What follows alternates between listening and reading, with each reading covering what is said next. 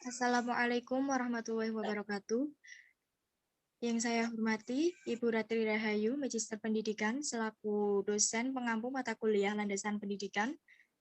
Izinkan kami dari kelompok 3 untuk mempresentasikan landasan psikologi dan sosiologi pendidikan.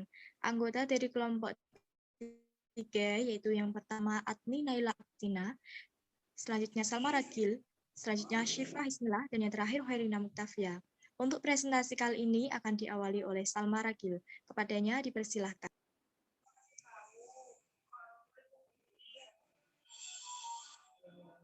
Baik, terima kasih.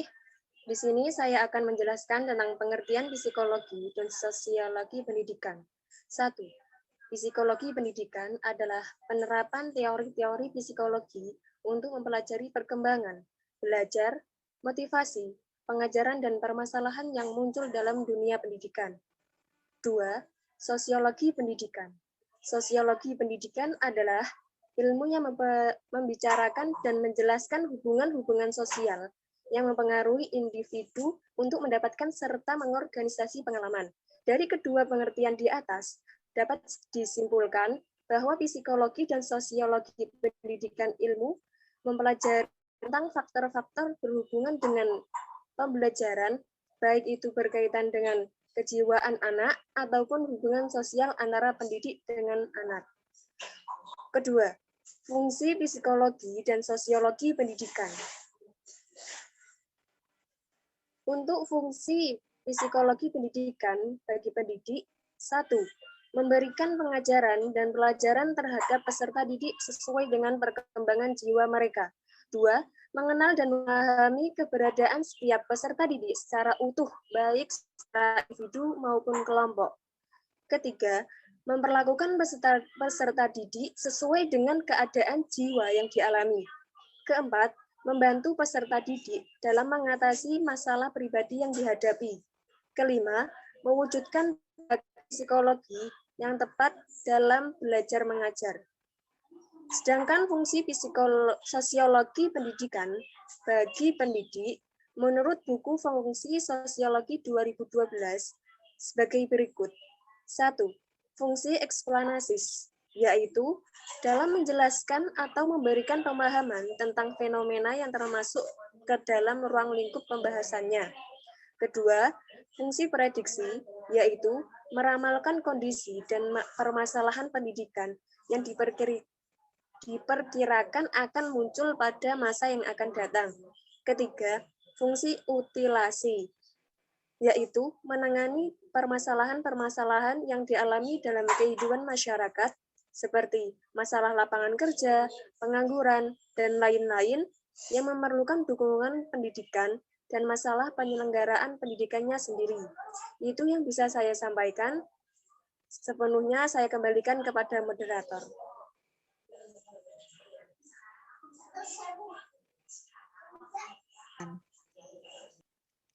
Terima kasih.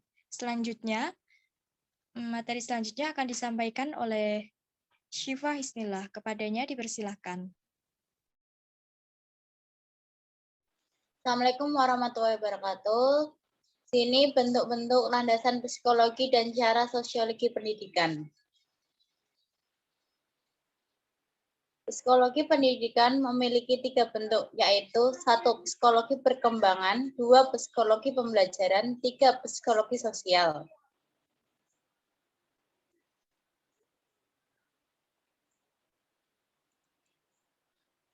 1. Psikologi perkembangan.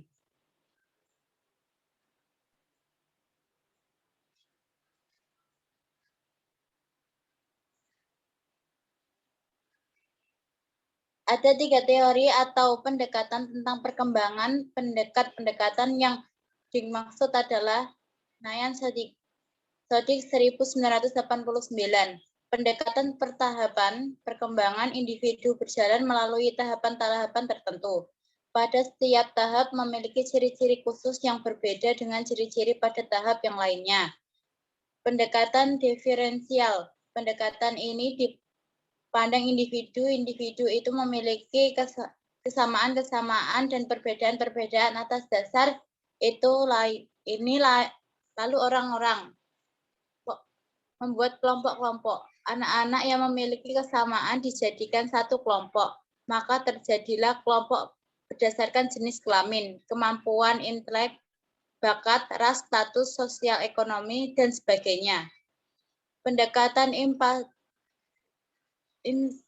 insaftif pendekatan ini berusaha memiliki karakteristik setiap individu.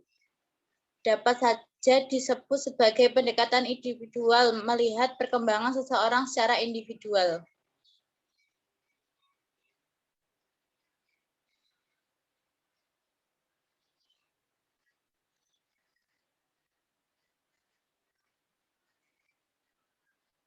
Dari tiga pendekatan ini yang paling dilaksanakan adalah pendekatan petahapan. Pendekatan petahapan ada dua macam, yaitu bersifat menyeluruh dan yang bersifat khusus. Masih bayi dari 0 sampai 2 tahun sebagian besar merupakan perkembangan fisik. Masa anak dari 2 sampai 12 tahun yang dinyatakan perkembangan baru setiap hidup manusia primitif. Masa pubertas dari 12 sampai 15 tahun ditandai dengan perkembangan pikiran dan kemauan untuk berpetualangan. Masa adolesen dari 15 sampai 25 tahun pertumbuhan seksual menonjol sosial, kata hati dan moral. Masa ini sudah mulai belajar budaya.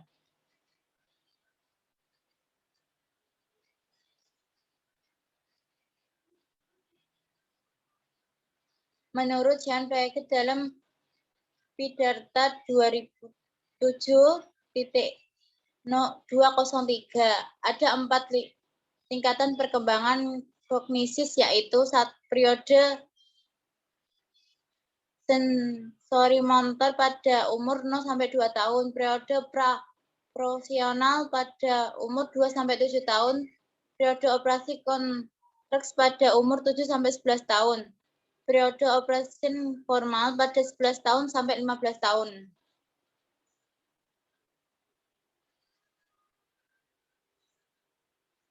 Dua, psikologi pembelajaran.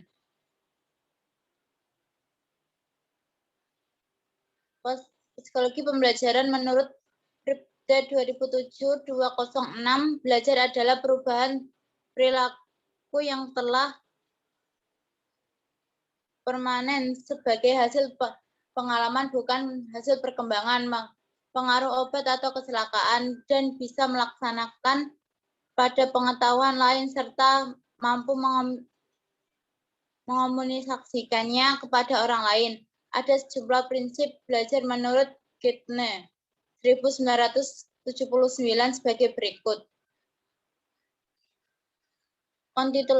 Kontiguitas memberi situasi atau materi yang mirip dengan harapan pendidik tentang respon anak yang diharapkan beberapa kali secara berturut-turut. Pengulangan situasi dan respon anak diulang-ulang atau dipraktikkan agar pembelajaran lebih sempurna dan lebih diingat. Penguatan respon yang benar, misalnya diberi hadiah untuk mempertahankan dan menguatkan respons itu. Motivasi positif dan percaya diri dalam pembelajaran. Tersedia materi pembelajaran yang lengkap untuk memancing aktivitas anak-anak dalam belajar. Aspek-aspek jiwa harus dapat dipengaruhi oleh faktor-faktor dalam pembelajaran.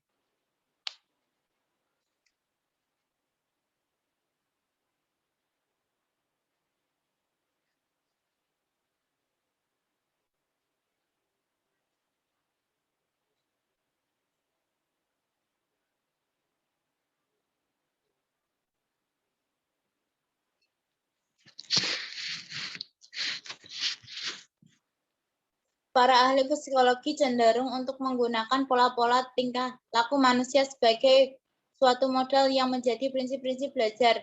Prinsip-prinsip belajar ini selanjutnya disebut dengan teori pembelajaran. Teori belajar klasik masih tetap dapat dimanfaatkan antara lain untuk menghafal perkalian dan melatih soal-soal disiplin mental. Teori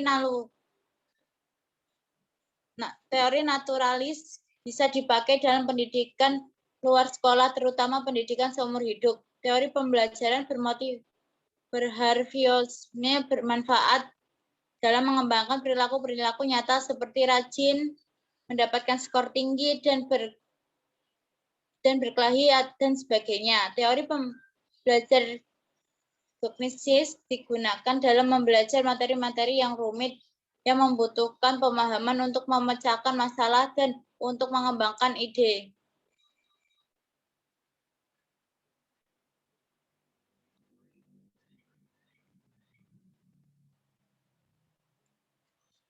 Tiga, psikologi sosial. Psikologi sosial menurut Hollander 1981, psikologi sosial adalah psikologi yang mempelajari psikologi seseorang di masyarakat, yang mengombinasikan ciri-ciri psikologi dengan ilmu sosial dan mempelajari pengaruh masyarakat terhadap individu dan antara individu. Dikutip di Parta 2007-219, pembentukan kesan pertama terhadap orang lain memiliki tiga kunci utama, yaitu kepribadian orang itu.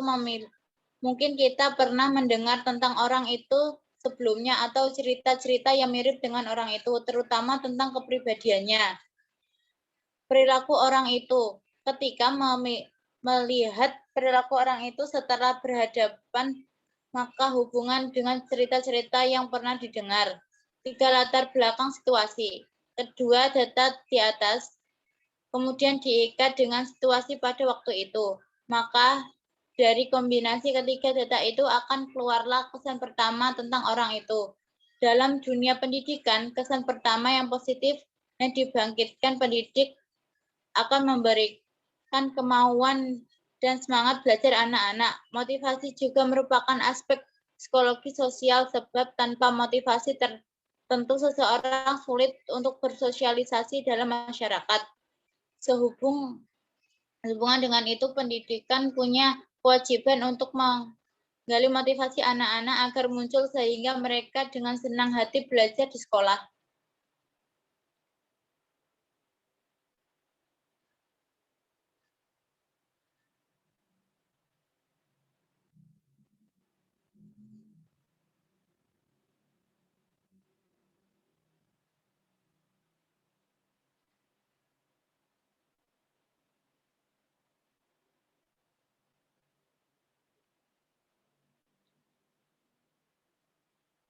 Menurut Klinger dikutip Pripyat 2007-222, faktor-faktor yang menentukan motivasi pembelajaran, minat dan kebutuhan individu, persepsi kesulitan akan tugas-tugas, harapan sukses.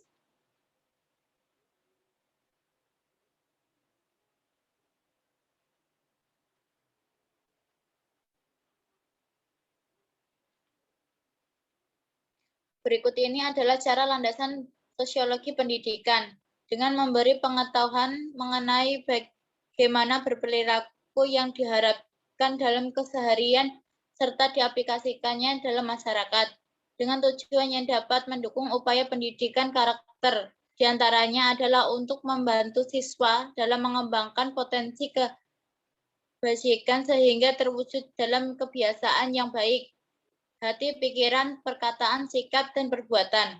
Menyiapkan anak didik warga negara yang baik dan mengarahkan anak didik agar mampu membangun kehidupan yang baik, berguna, dan bermakna. Dengan proses sosialisasi yang merupakan salah satu faktor penting untuk membentuk dan membangun karakter bangsa dalam diri masyarakat.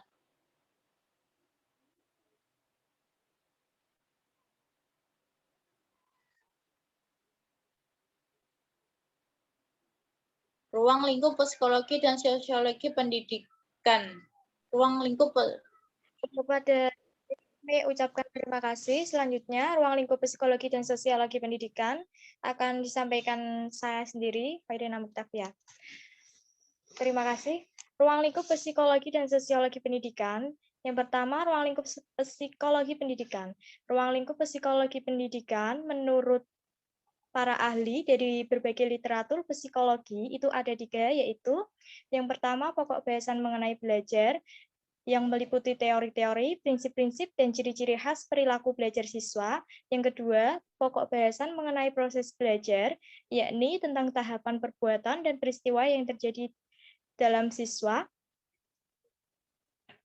Dan yang ketiga, pokok bahasan mengenai situasi belajar, yakni suasana dan keadaan lingkungan, baik bersifat fisik maupun non-fisik yang berkaitan dengan kegiatan belajar siswa.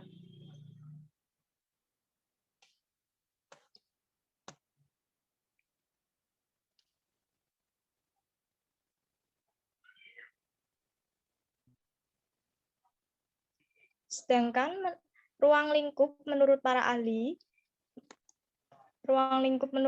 ahli, yang pertama menurut Crow and Crow tahun 1958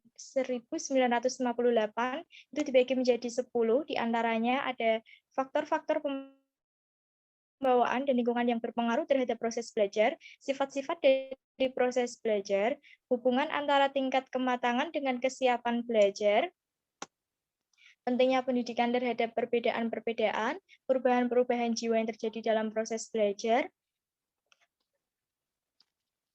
Nah, selanjutnya ada menurut Sumadi Suryobroto tahun 1987, ruang lingkup psikologi pendidikan itu dibagi menjadi 16, diantaranya ada pengetahuan mengenai psikologi pendidikan, pembawaan, serta lingkungan fisik dan psikologi.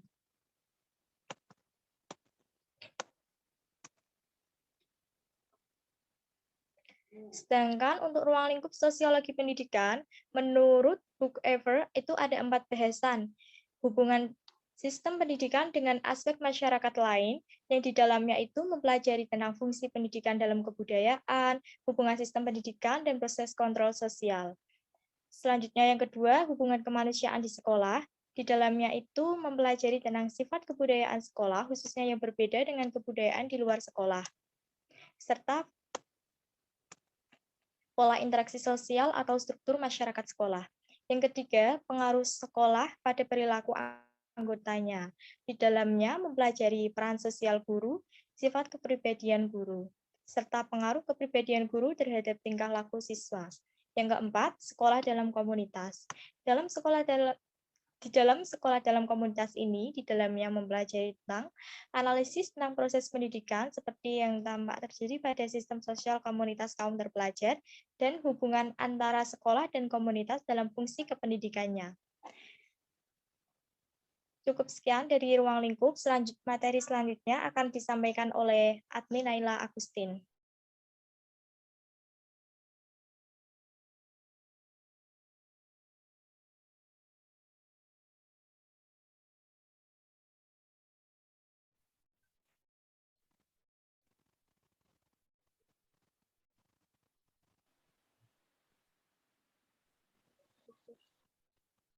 Kepada moderator, saya ucapkan terima kasih. Selanjutnya, saya akan mempresentasikan tentang penerapan sosiologi dan psikologi pendidikan. Penerapan landasan psikologi pendidikan. Penerapan landasan psikologi pendidikan yaitu dengan munculnya kurikulum baru pendidikan Indonesia yang sedang gencar dilaksanakan, yaitu kurikulum 2013. Dengan kurikulum baru ini, peserta didik juga tidak akan lagi merasakan beban psikologis karena harus mempelajari banyak mata pelajaran yang kebanyakan dipelajari dengan metode menghafal, diselingi banyak tugas atau PR, banyaknya buku pelajaran yang harus dibawa setiap kali ke sekolah, berpengaruh pada kondisi fisik berupa kelelahan dan lain sebagainya. Kemudian penerapan landasan sosiologis pendidikan yaitu satu, sebagai ilmu murni, ialah memberikan pemahaman tentang fenomena pendidikan dan kependidikan berdasarkan teori sosiologi. Yang kedua, yaitu sebagai ilmu terapan yang dilakukan dengan memanfaatkan pemahaman teori sosiologis pendidikan. Waktu dan tempat saya kembalikan kepada moderator. Terima kasih kepada Naila Agustin. Cukup sekian dari presentasi kami. Mohon maaf apabila ada kesalahan. Wassalamualaikum warahmatullahi wabarakatuh. Waalaikumsalam warahmatullahi wabarakatuh.